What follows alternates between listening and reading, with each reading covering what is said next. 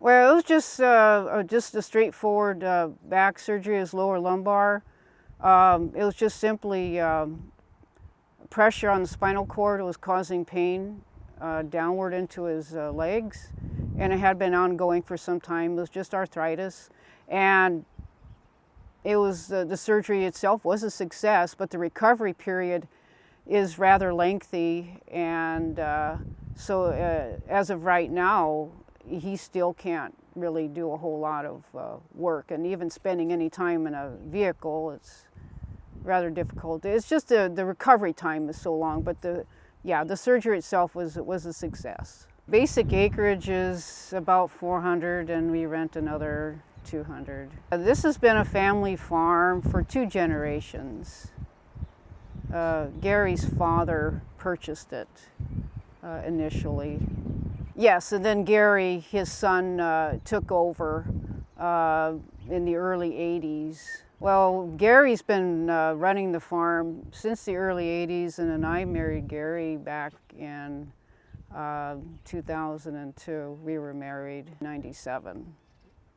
And so I was heavily involved with the farming from that point. Also, I had my own business, and but I became involved with the farming, and he also raised hogs, a farrow to finish operation. Yeah, we do prefer to do the work ourselves, and so it took a little bit of thinking on that in that regard.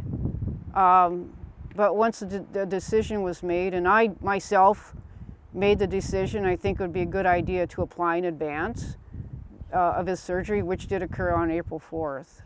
Well, our initial contact was from Carol, a phone call from Carol from the main office, and she explained that it looked like our application was, it looked good, and just needed a little more information to finalize it and to confirm and to make the final decision. The application process was very simple and straightforward, and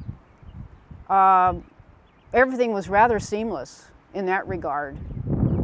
From the initial application all the way to the actual work on the farm, the actual seeding process.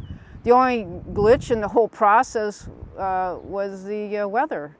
We were set back about a week because of the rain. Well, the volunteers for Farm Rescue were very good, very pleasant. They knew their stuff. They knew the process. They understood the equipment. And one person was from the local area and had known us for many years. But very positive. As far as the equipment's concerned, all state-of-the-art, very large, 60-foot seeder, no-till, all no-till, and just all state-of-the-art, the largest you can actually get nowadays.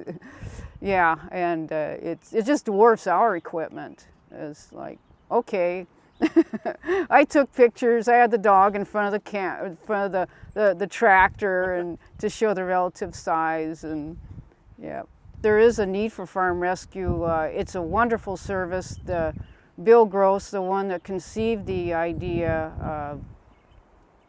it's a